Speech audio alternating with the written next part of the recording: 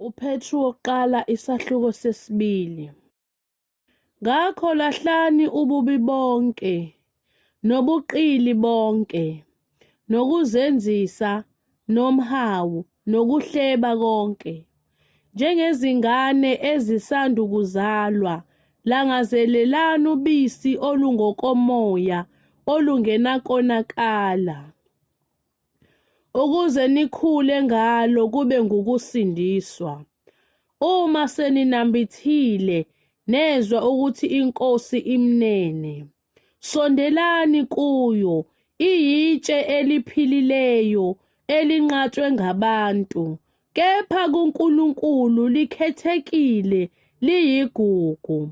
Nakhiwe njengamatshe aphilileyo, nibe yindlu yakomoya, ubupristi obungcwele, ninikele ngemihlatshelo yokomoya eyamukelekayo kuNkulunkulu ngaye uJesu Kristu. Ngokuba kukhona embhalweni ukuthi, bhekani ngibeka eSiyoni itshe legumbi elikhethekile, liyigugu, okholwa yilo akasoze ajabhiswa. Ngakho kini enikholwayo liyigugu, kepha kwabangakholwayo itshe abalinqabayo abakhi yilona elaba yinhloko yegumbi. Netshe lokuqhuzula nedwala lokukhubekisa baqhuzuka bengalaleli izwi okuyikhona bekumiselweyo.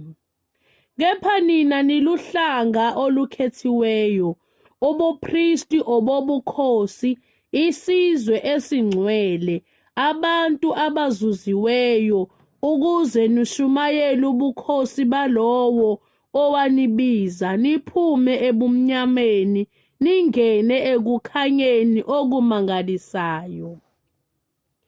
Ekade naningesiso isizwe, kepha manje niyisizwe sikaNkulunkulu, enaningahawukelwanga, kepha manje nihawukelwe.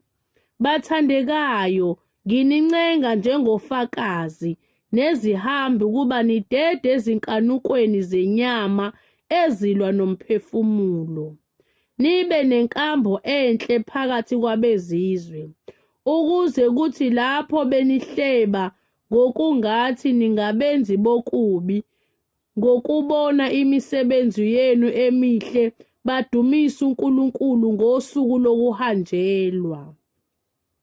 Thobelani izimiso zonke zabantu ngenxa yeNkosi, nokuba kuyinkosi njengokuba ingomkhulu, nokuba kungababusi njengokuba bethunywa yiyo, ukuze bajezise abenza okubi, babonge abenza okuhle.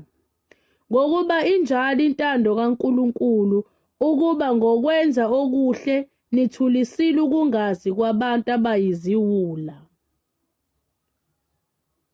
Njengabakhululekileyo, kodwa kungabi njengabenza ukukhululeka kube yisigubuzelo sokubi, kepha njengezinceku zikaNkulunkulu.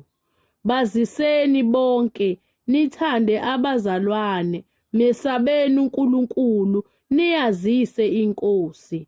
Nina zinceku, thobelani amakhosi ngokwesaba konke, kungabi ngamahle navileyo kuphela, kodwa nayizixhwanguxhwangu.